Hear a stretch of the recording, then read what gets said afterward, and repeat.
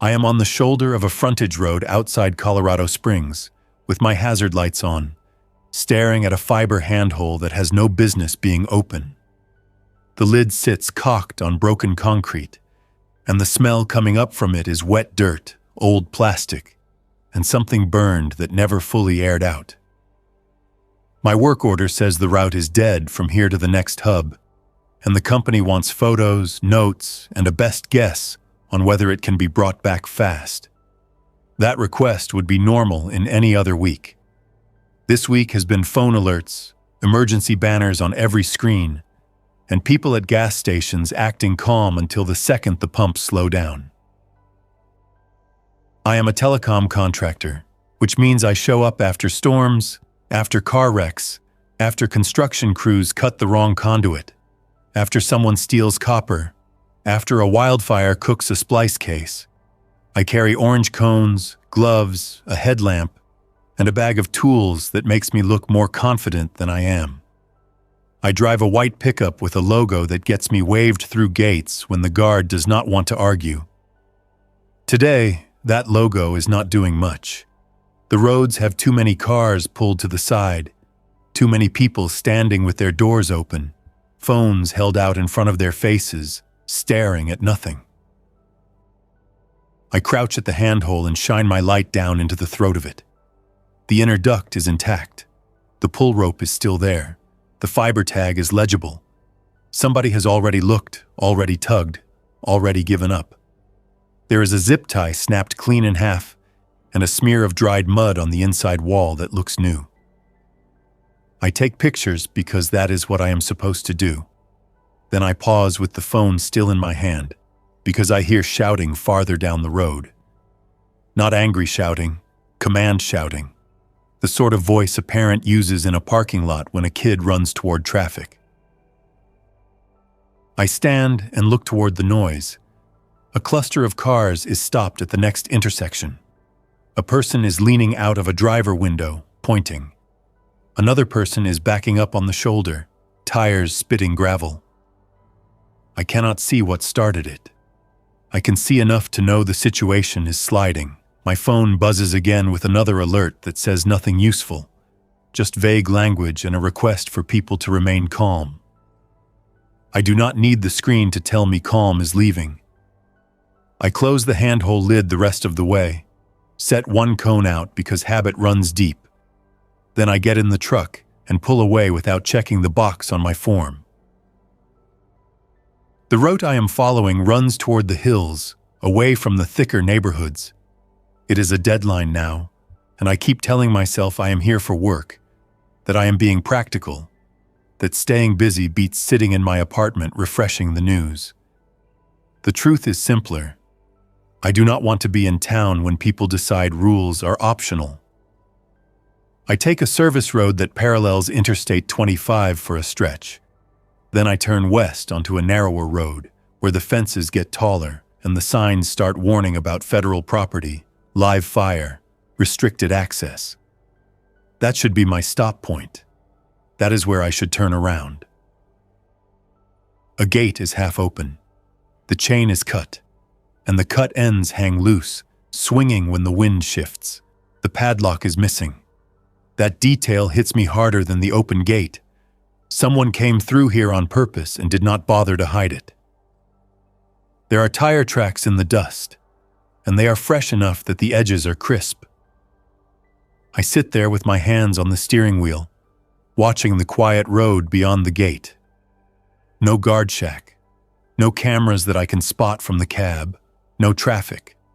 The world is loud in town and dead out here. I roll forward through the gate because curiosity is a problem I have never solved. My truck bumps over a cattle guard and onto a gravel road that angles into a shallow valley. The air smells cleaner out here. Pine and sun-warmed rock. A mile in, the road bends around a slope and I see a fence line climbing the hillside, topped with old wire that has sagged in places.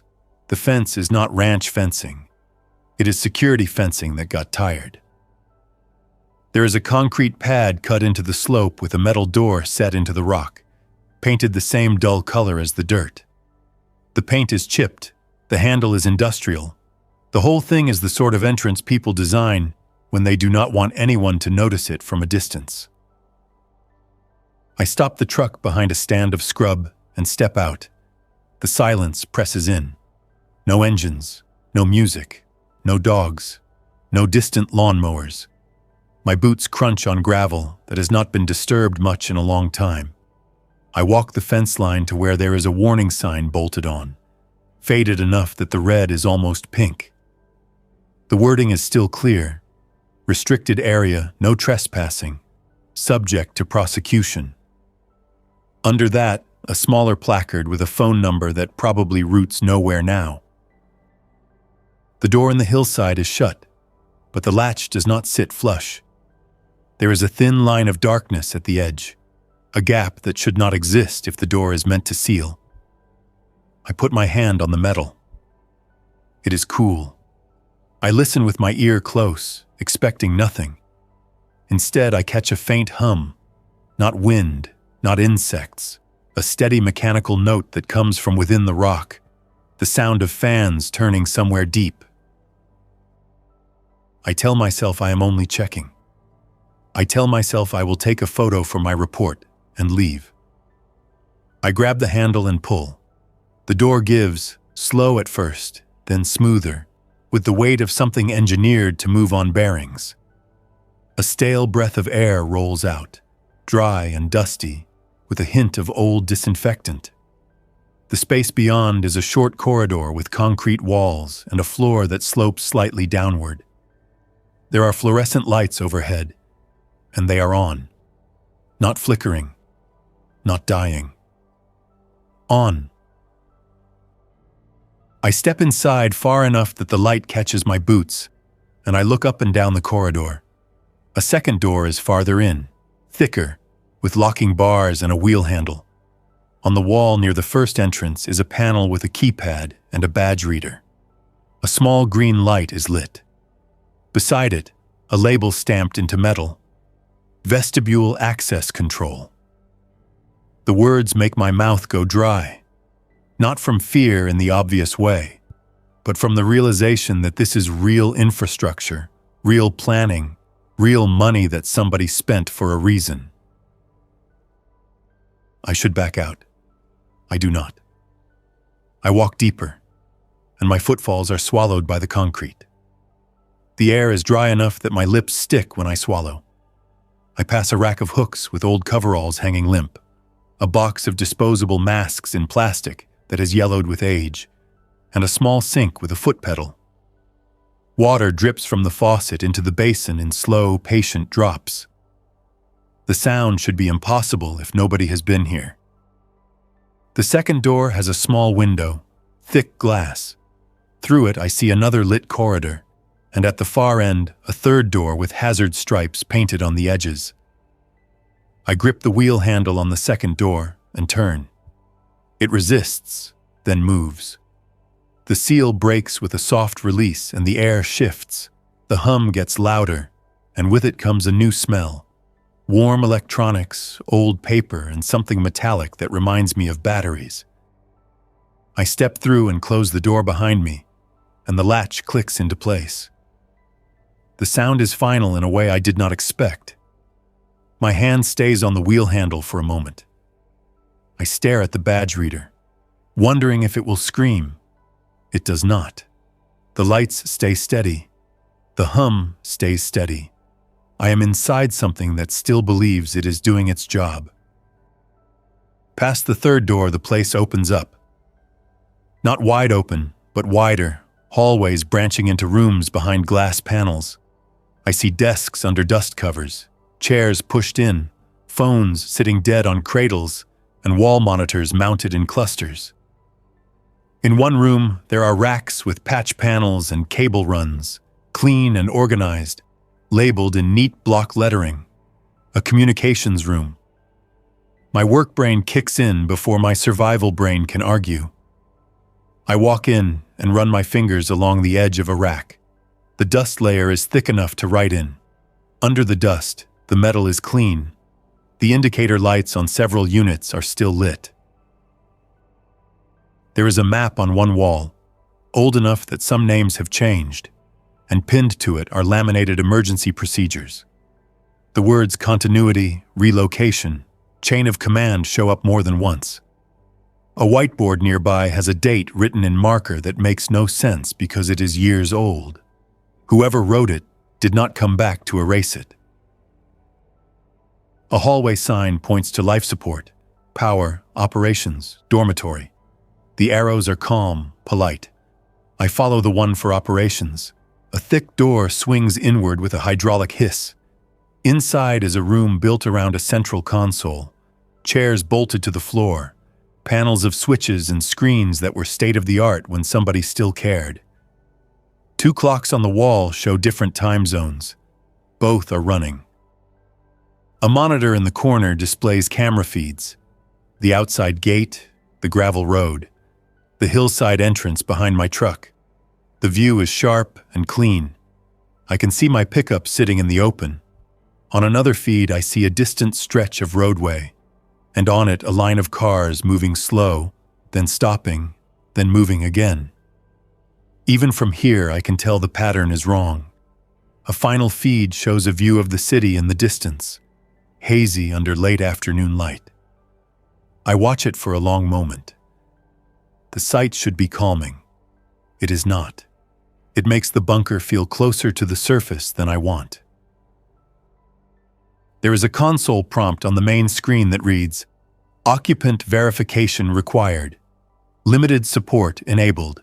Countdown, 47 hours. Under that, another line, Emergency custodian protocol available. Insert authorization token." I stare at the screen until my eyes sting from the brightness. The bunker has a timer. It is doing exactly what it was built to do. It is waiting for the right people, and it has rules for when the right people do not show up. I move through rooms fast, not running, but with the kind of speed that comes from wanting to know the exits. I find the power room behind a locked door that opens when I press a button marked Staff Access.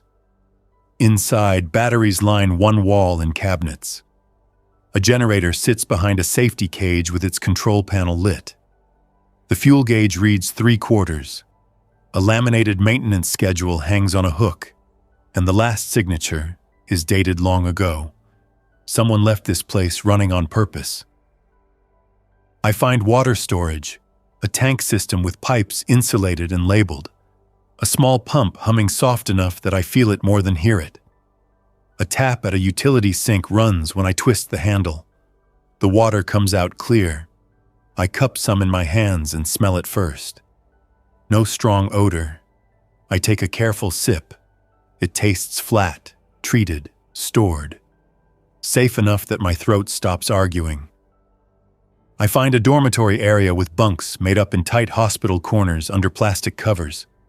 I find a locker room with boots lined up in sizes, each pair tagged with a name I will never meet. I find a pantry sealed behind a rolling door, and when I press the button to open it, the panel flashes red. Access denied. Ration control engaged. My stomach tightens in a way I do not describe with body words, but my hands go still for a moment, and I breathe through my nose until my thoughts line up again. Food is the first thing the bunker wants to control.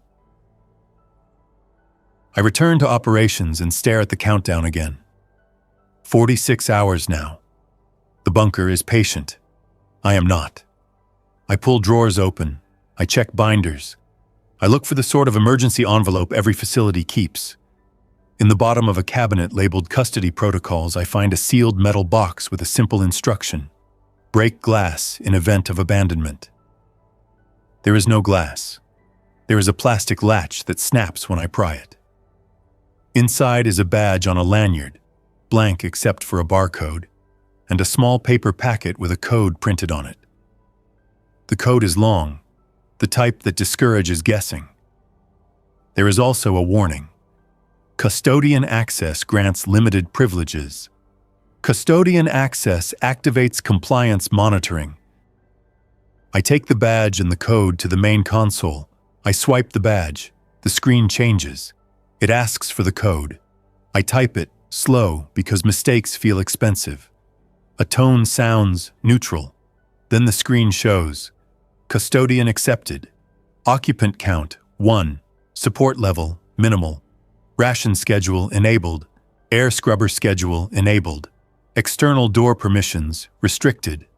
A final line appears. Custodian must complete readiness tasks daily. Failure results in resource downgrade. The bunker gives me a job. It does not ask if I want it. A checklist appears. Verify water treatment. Verify air differential. Verify generator status. Verify external perimeter cameras. Confirm occupant health status. I laugh once, a short sound that vanishes into the room, because the bunker wants me to confirm my own health into a screen that does not care. Still, I click through what I can. The checklist drops a step when it reaches anything that needs higher clearance. That is the pattern. The bunker is not shutting down. It is giving me the smallest slice of control that keeps it alive without trusting me. I go back to the entrance and look at the thick doors again. I think about leaving. I think about driving back to town, calling my sister, getting her out, taking my chances. Then I look at the camera feed of the road and see a man on the shoulder waving his arms at cars that do not slow. Another figure is in the ditch, moving wrong. A car swerves and hits a guardrail, and nobody gets out to help. The scene has distance, so the details stay mercifully vague, but the meaning is clear. Whatever is happening, people are not stopping for each other anymore. I walk back to the hillside entrance and close the outer door, then the second door. Then I spin the wheel until it seats hard. The locks engage with a sound that settles in my teeth. At the access panel, a button labeled Internal Lockout glows amber. I press it. The panel asks for confirmation. I press yes.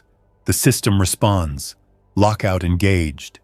External entry requires authorized override. I stand there with my hand still hovering over the panel. My truck is outside. My tools are outside.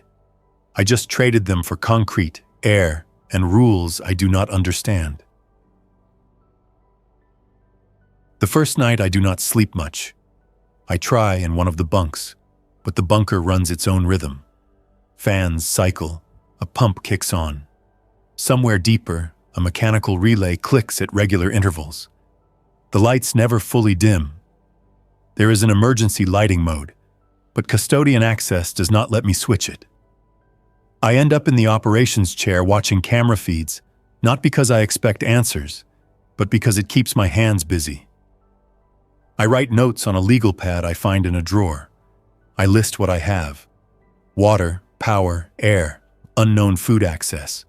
I list what I lack: keys, higher clearance, outside information, anyone who knows I am here. In the morning, the bunker provides breakfast. That sentence feels absurd, but the pantry door rolls up by itself at 8 o'clock, then stops halfway. Inside, a dispenser panel lights up and pushes out a sealed meal packet and a small pouch of instant coffee. The door stays open for 10 minutes, then closes. I eat sitting on the floor with my back against the wall because sitting at a table feels too normal for this. The food tastes bland and manufactured. The coffee tastes burnt. I eat every bite anyway and fold the wrappers neatly, not from neatness, but from the need to keep a record of what the bunker gives.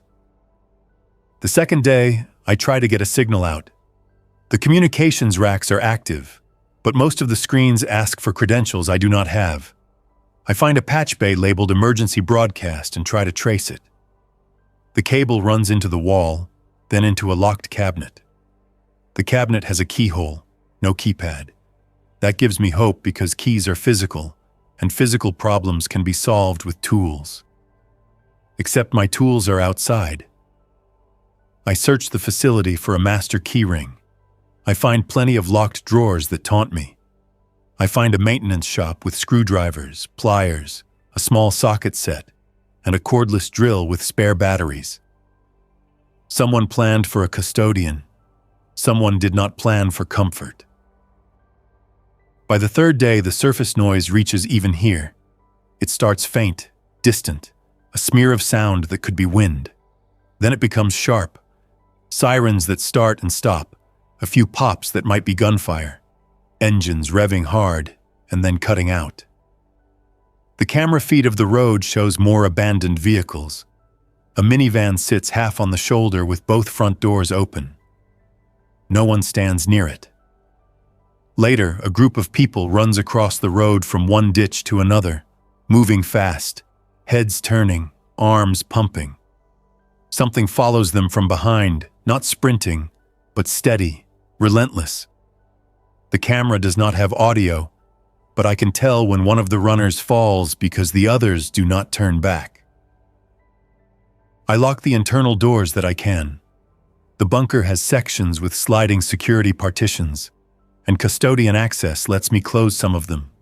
The system warns me that closing partitions changes airflow balance. It tells me which doors are allowed, which are not. I follow the rules because I do not know what happens if I fight them too early.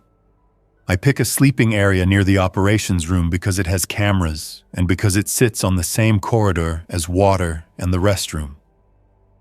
I tape a note on the wall, "Do not wander." I read it every time I pass. A week passes measured in tasks. Every morning the bunker demands its checklist. Every morning it opens the pantry for 10 minutes and provides a certain number of meal packets based on occupant count. One occupant means 2 packets per day. That math is comforting until I realize it is not generosity. It is policy. I test the pantry door outside of its schedule. It stays shut. I pry at the edge with a flat tool, and it does not flex. The door is reinforced. The bunker assumes hunger is a security issue, and it treats it the same way it treats intruders. On day 8, the air starts to change. Not in a dramatic way, but enough that I notice the smell of myself in the corridor, and the smell stays. The operations console displays air quality metrics in a corner, and one of the numbers creeps upward. A warning pops up: scrubber load increasing. Conservation mode scheduled. I open the maintenance binder and find a section on carbon dioxide scrubbers. It talks about cartridge life, occupant load, activity levels. It includes a line that sits heavy. Conservation mode reduces fresh air intake to extend scrubber life. If I had a team, if I had people rotating, this would be a background concern. Alone, it becomes a silent opponent that never sleeps. I start moving slower on purpose. I stop doing push-ups in the corridor because the binder suggests heavy exertion increases scrubber demand. I hate that I let a machine talk me out of keeping my body strong, so I compromise. I exercise in shorter bursts. Then I sit in front of a vent and count minutes, giving the system time to catch up. I clean filters. I wipe dust off intake grates. I vacuum with a small shop unit from the maintenance room.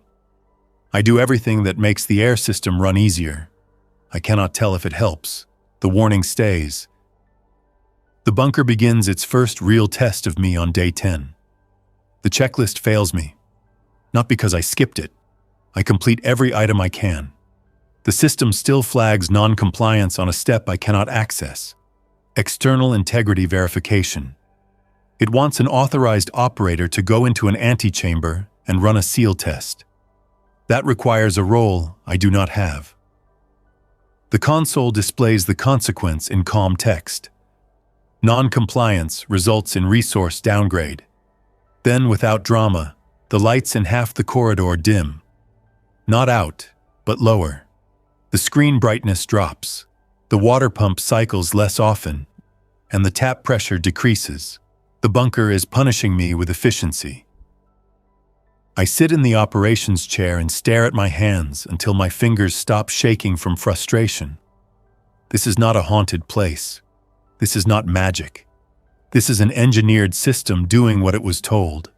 Conserve resources when the chain of command breaks. The bunker is not trying to kill me. It is trying to outlast me. That is worse in its own way.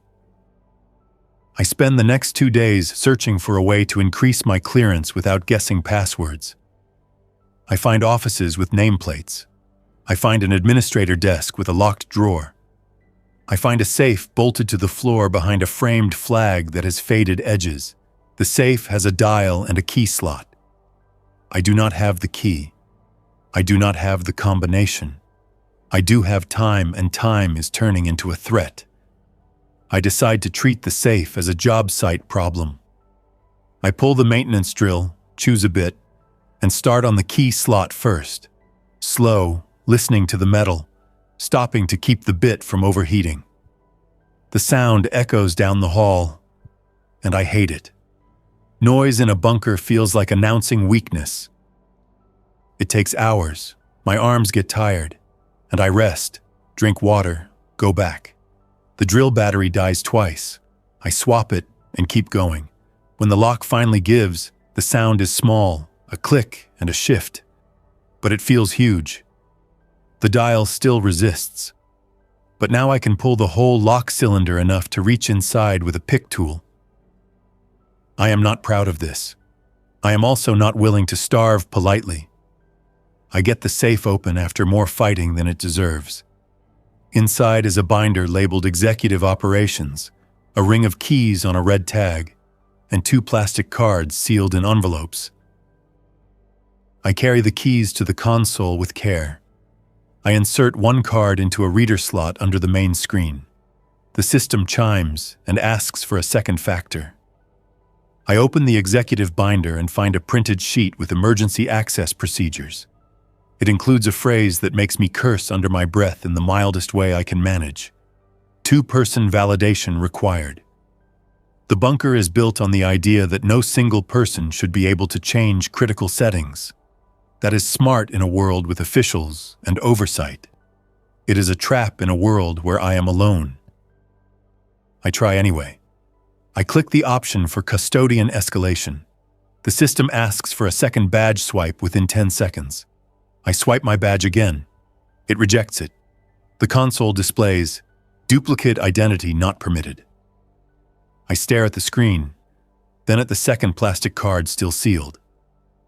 I tear it open. The card has a name printed on it. Not mine, a person who probably worked here once. I swipe it. The system pauses, then accepts.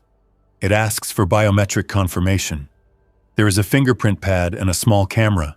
I hold the card and look at the fingerprint pad until I understand the next problem. I do not have the fingerprint.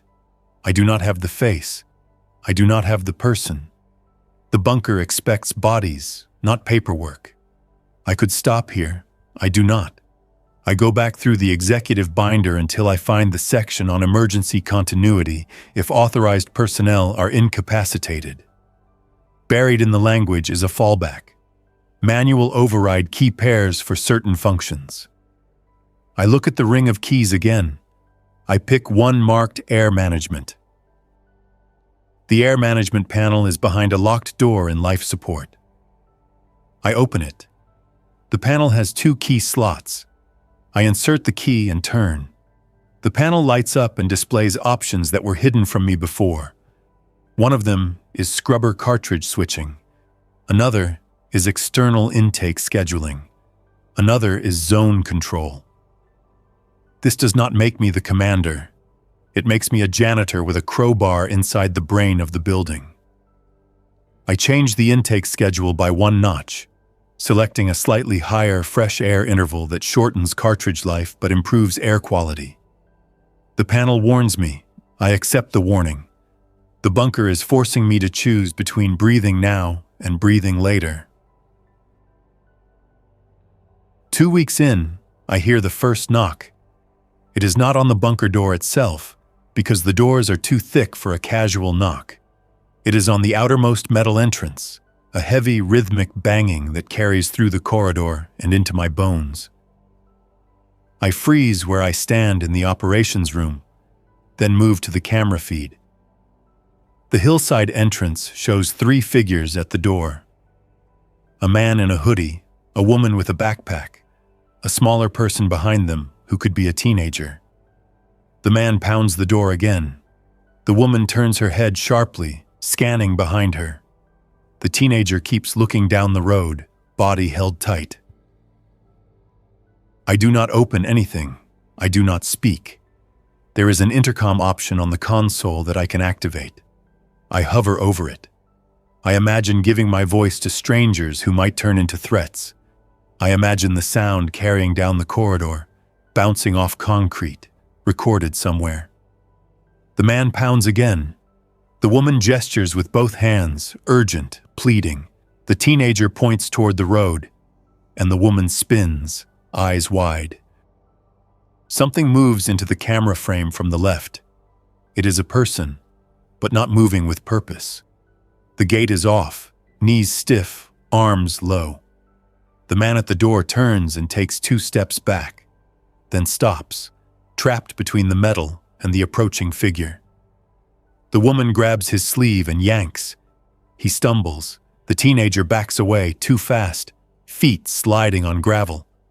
The figure closes distance without changing speed, and behind it, another appears.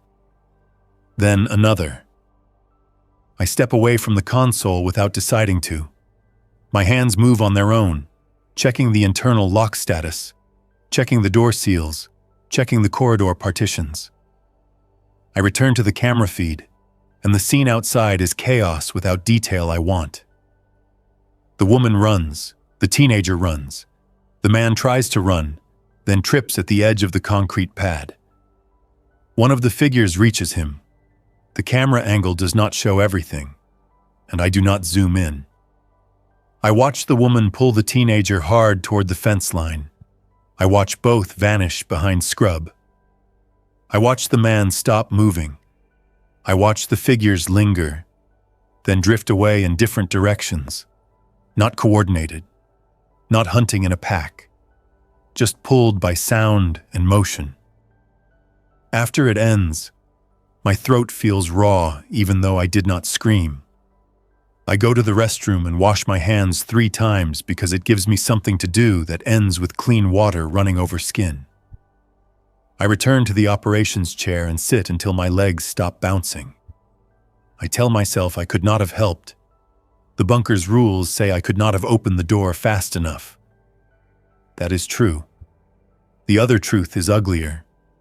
I did not try because trying would have meant risking my sealed space for strangers. Both truths sit in the room with me. That night I attempt to open the external intercom anyway, not to talk, but to listen. The system allows it for 30 seconds. The microphone picks up wind and distant traffic noise, then a far-off shout that ends too quickly. When the 30 seconds are up, the bunker cuts the line and logs the action. It is watching my choices. It is keeping score. Week 3 becomes a grind of small failures. The water treatment unit flags a low chemical level and locks its refill port behind a cabinet. The cabinet key is on the executive ring, and I unlock it. But the refill itself requires a sealed cartridge that is not in the cabinet.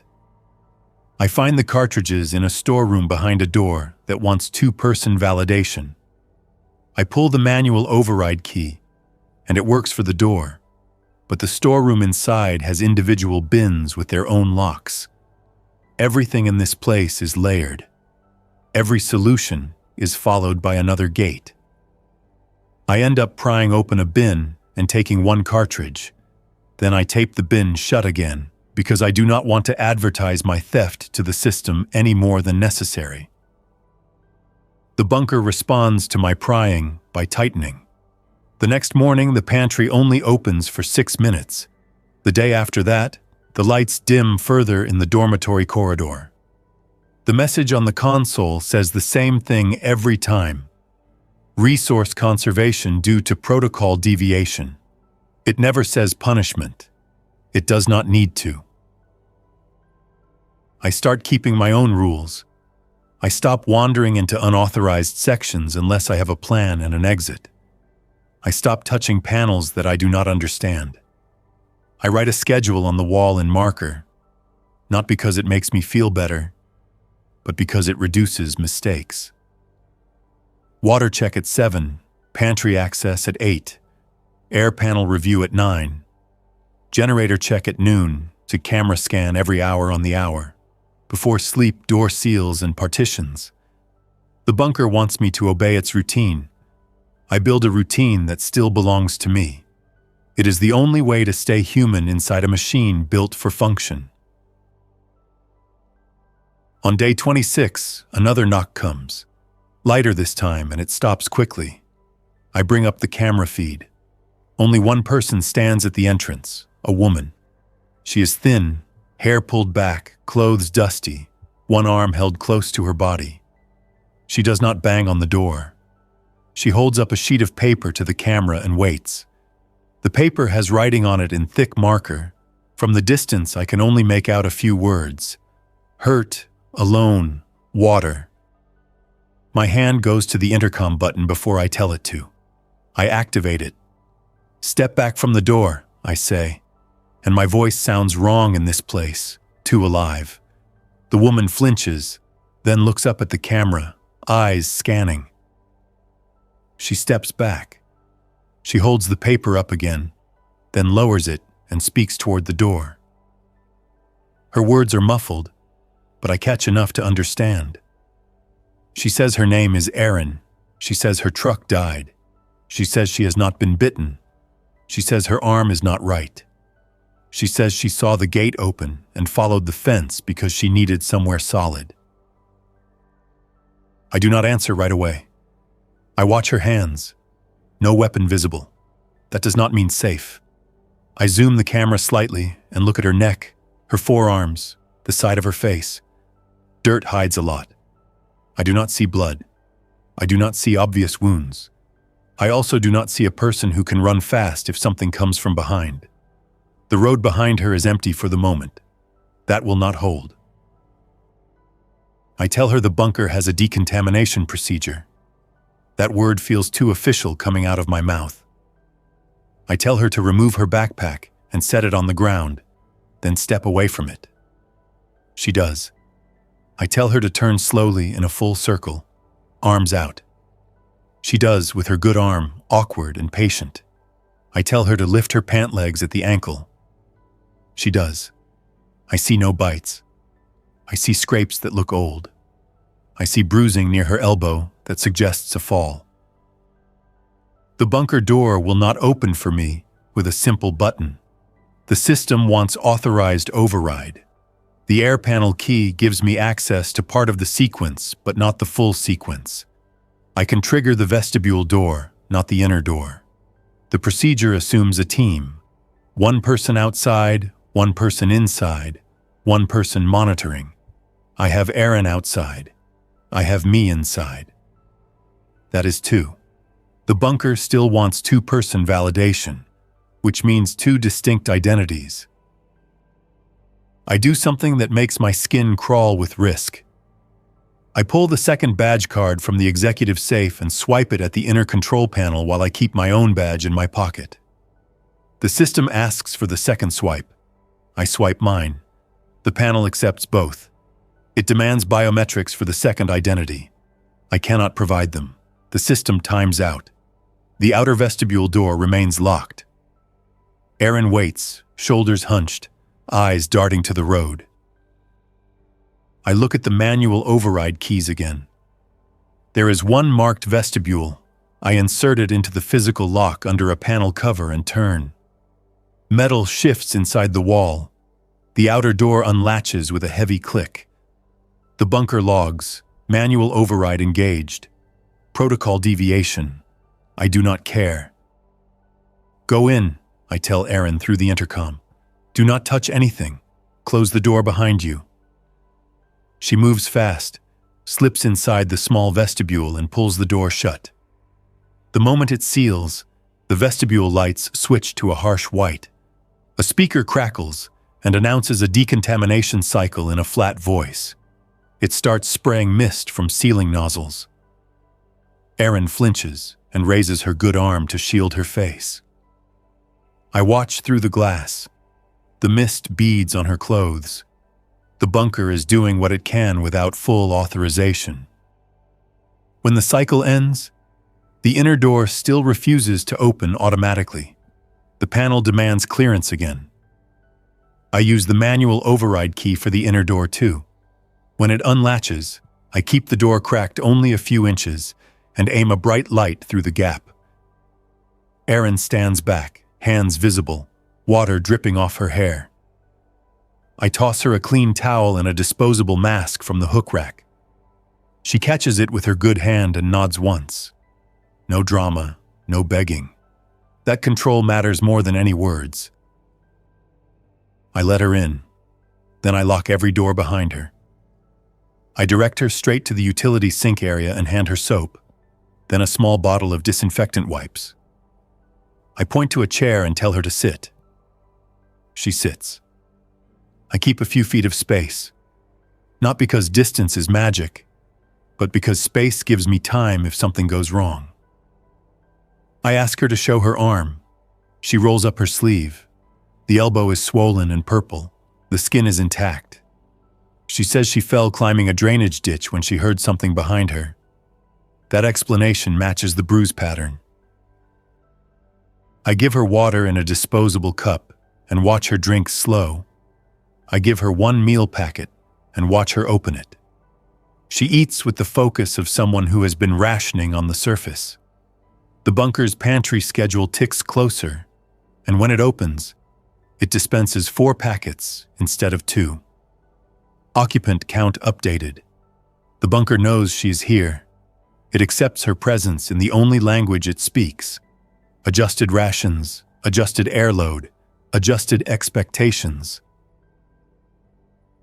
The next days are non-stop work because the bunker reacts to 2 occupants by tightening everything else. Air scrubber conservation mode triggers sooner. The checklist adds new tasks for readiness drills that require 2 people.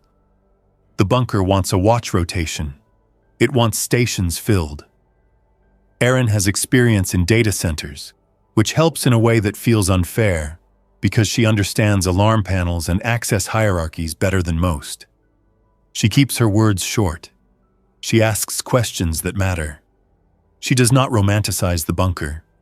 She calls it a system with incentives, and she is right. We test the communications cabinets together. Some are dead ends. Some are patched into lines that no longer exist. One cabinet labeled Emergency Uplink has a physical key lock. I use the executive ring and it opens. Inside is an older radio console and an antenna selector panel. Erin runs her fingers over the labels and finds a handwritten note taped to the side. Maintenance use only. Monitor mode. She looks at me and says, "He left it for someone." She means someone left this place expecting a stranger might need it. That thought lands hard, not comforting, heavy. We turn it on. A hiss fills the small room. Then fragments of voice not clear enough to understand at first. Erin adjusts tuning with careful movements. Eventually, a voice comes through, steady, tired, repeating a message about safe water at a church lot north of town and warning people to avoid crowds. The voice does not sound official. It sounds human. We do not respond yet. We just listen, and that alone changes the bunker. It stops being an isolated machine and becomes a place inside a larger collapse. The bunker's rules keep forcing choices. The water system flags a maintenance interval that requires 2-person validation to proceed. Erin and I both swipe badges, then we use the manual override keys to unlock a panel, and we complete the service. The bunker rewards compliance by restoring light levels in one corridor. That reward is subtle, but it is real. Erin notices and says, "It trains people." She is right again. The bunker is built to shape behavior. It does not need to be evil to be dangerous. It only needs to be consistent. A month in, The generator runs a scheduled test that we did not anticipate. The lights flicker. The hum changes pitch. For 10 minutes, the entire facility shifts to battery power while the generator cycles. The air fans slow and the ducts make a strained whine. Aaron and I move fast, checking panels, watching for alarms. The test ends. The generator returns to normal. Then a new message appears. Fuel consumption trending high. External resupply recommended. Door access conditional. That is the bunker's next demand. It wants us to go outside. It wants us to risk the surface to keep the system alive. Aaron and I sit in the operations room and plan without pretending bravery. We inventory what we can carry, what we can trade, what we can afford to lose. We assemble protective clothing from the locker racks, gloves, face shields, heavy jackets. We fill 2 backpacks with meal packets and water pouches to use as trade or emergency. We find a set of bolt cutters in maintenance and add it to the pile. Aaron writes a list on the whiteboard. Fuel, water chemicals, scrubber cartridges, batteries, first aid. The bunker blocks the main door from opening at will. It requires a condition check from external sensors, a contamination readout that the console shows in green, yellow, red. Most of the time it sits in yellow, not because the air outside is poisoned, but because the sensors are cautious by design. Aaron finds the sensor calibration menu buried behind 2 layers of prompts. It requires 2-person validation and a manual key. We do it together, and the bunker warns us that loosening thresholds increases risk. We loosen them by a small amount, not enough to make the door carefree, enough to make it possible. We choose a morning window when the cameras show the road quiet. We choose it when the wind on the external weather feed reads steady, because steady wind keeps the sensor stable. We stage at the vestibule door with our packs on, masks in place, hands on the wheel handle. Aaron looks at me once and says, "No hero moves." I nod. We move when the plan says move, and we retreat when the plan says retreat. The outer door opens into sunlight that feels too bright after weeks of concrete. The air smells of dry grass and dust. No gunfire, no sirens, only wind. That quiet makes the hairs on my arms lift, because quiet in a city collapse can turn fast. We move along the fence line, staying low, using shrubs and the slope for cover. The goal is a small service building half a mile away that the cameras show at the edge of the restricted road. If this bunker exists, other infrastructure exists nearby. Fuel and supplies tend to cluster. The service building door is locked with a chain that looks newer than the building. Someone has been here. Aaron crouches and listens, head tilted toward the metal. Nothing. I cut the chain with the bolt cutters, slow, controlling the sound. The chain pops and drops. We slip inside and pull the door shut behind us. The building smells of oil and old insulation. There are shelves with jugs, boxes, a stack of filters. In the corner, 2 diesel drums with hand pumps. I do not celebrate. I start pumping into our portable cans, counting strokes, watching the door through the dusty window between pumps. Aaron checks cabinets for chemicals and finds water treatment cartridges in sealed packaging. She holds one up and gives a tight nod. A scrape sounds outside. Aaron freezes, then moves to the window and peers out. I stop pumping and listen. Footsteps on gravel, uneven. A shadow crosses the thin gap under the door. Aaron gestures toward the back exit, a narrow door that leads to a drainage channel. We do not speak. We grab what we can carry and slip out the back, moving through the shallow ditch with knees bent, packs tight to our backs.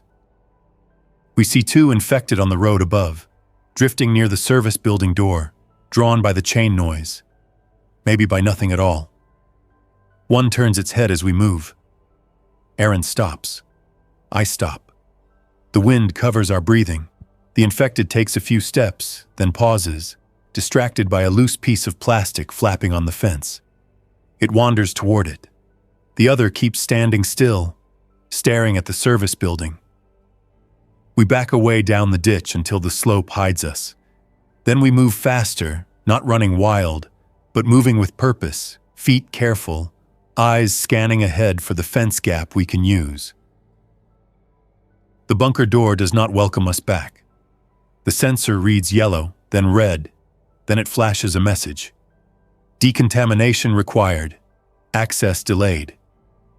Erin slams her palm against the door once, then steps back and forces her breathing into control. I jam the manual override key into the panel and turn. The door does not open. The bunker refuses because the rule is above the key. Erin looks at the sensor readout and points at a small line of text. Particulate threshold exceeded. Dust, wind. The bunker thinks we are contaminated because we walked through a ditch. We do the only thing available. We strip outer layers at the door, shaking dirt off into the wind, wiping boots, wiping gloves, wiping packs. We pour water from a pouch over our hands and wrists and let it run off onto gravel. Erin uses a wipe on the sensor port itself. Careful, slow. The readout drops from red to yellow. We wait. It drops to green. The door clicks. We go in and seal it behind us. Then we stand in the vestibule while the mist sprays again. And this time it feels less absurd because we earned the caution. Weeks pass and the bunker shifts from prison to workplace. That sounds cold, but it is what keeps us alive. Erin and I fill roles the system recognizes. We run the daily tasks. We maintain the generator. We cycle the water treatment. We log supply counts in the console so the bunker stops trying to correct our usage by restricting access. We learn which doors lock on timers and avoid getting trapped on the wrong side. We learn to keep tools staged in multiple zones, so a lockdown does not leave us helpless. We learn that the bunker's worst moments happen on schedule, and schedule can be anticipated. The outside remains dangerous, but the nature of the danger changes. The infected do not swarm the bunker door every day. Some days the cameras show nothing. Some days a lone figure wanders past the fence and keeps going. The real threat is human traffic. Once, a pickup rolls up to the open gate and stops. 2 men get out and walk the fence line, scanning. One carries a rifle, the other carries a crowbar. Erin and I kill the exterior lights from inside so the entrance looks dead. We sit still in the operations room and watch. The men find the hillside door and test it. They bang on it. They shout. When nothing answers, they start looking for tools. Erin points to a camera angle that shows their truck bed. Fuel cans, food boxes, other people's property, looting organized. The bunker forces another choice then. If we stay silent, the men might leave. If the men decide to commit, our silence will not matter. Erin opens the emergency uplink cabinet and turns the radio console to a public safety channel where someone still transmits occasional warnings. She keys the microphone for a short burst and broadcasts a false message, calm and official enough to sound credible, saying a response team is moving through the area and that restricted zones are under observation. She keeps it brief and stops. We listen. Outside, the men freeze, heads turning. One points down the road. They move back toward the truck with quick steps that pretend to be casual. They drive away. Erin sets the microphone down and looks at me. That buys time, she says. She does not claim victory. Time is the only currency that matters now. The bunker hums. The lights stay on. The air stays clean enough. The pantry opens on schedule. The machine is satisfied for the moment. 2 months after I first stepped inside, we make a decision that turns the bunker into something else. We stop treating it as a secret we must guard alone. We set up the emergency radio in monitor mode. Then we respond once per day at a set time with a short message. Restricted shelter available for vetted entry. No crowds, no forced intake, supplies limited. Follow approach rules, bring no weapons visible, arrive with hands empty, and wait for instructions. Erin insists on that last line, because she watched enough people die on the surface to know panic makes people do stupid things with weapons. The first person who answers is not a gang. It is a single older man who introduces himself with a tired voice and says he used to work security on a nearby facility. He says he knows what the hillside door is. He says he has been living out of a maintenance shed. And the infected keep coming back to the noise. He says he can follow rules. He says he can help maintain perimeter discipline. Erin and I debated in the operations room with short sentences and long silences. The bunker's two-person rule has already taught us what happens when only two people carry everything. If Erin breaks an ankle, if I get sick, the bunker wins. Another capable person changes the math. We bring him in under the same decontamination sequence, the same inspections, the same distance and caution. His name is Walter. He moves slow. He does not try to charm us. He looks at the doors and nods once, respecting what they mean. He takes the smallest meal packet we offer and eats it without complaint. When Erin shows him the air management panel in the generator room, he studies the labels, then points out one maintenance access we missed that makes fuel cycling easier. That practical contribution matters more than any promise. The bunker updates occupant count to 3. The pantry dispenses more. The air load increases, and we adjust schedules again. The machine accepts the new reality and tightens its grip at the same time. I am sitting in the operations chair again tonight, but it is not the same chair feeling as week 1. Erin is in the communications room logging radio contacts. Walter is checking the fence cameras in a slow rotation, marking patterns on a clipboard. The bunker hum is still there, steady, indifferent, but it no longer feels like I am alone inside it. The threat outside is still real. The threat inside is still real. The bunker still forces choices through its ration locks and its air limits and its door conditions. The difference is that we have started forcing choices back. We use its rules when they help us, and we bypass them with care when they would kill us. I keep thinking about the first people who knocked and ran, the woman and the teenager who vanished into scrub. I do not know if they survived. I know I watched and did nothing. That fact stays.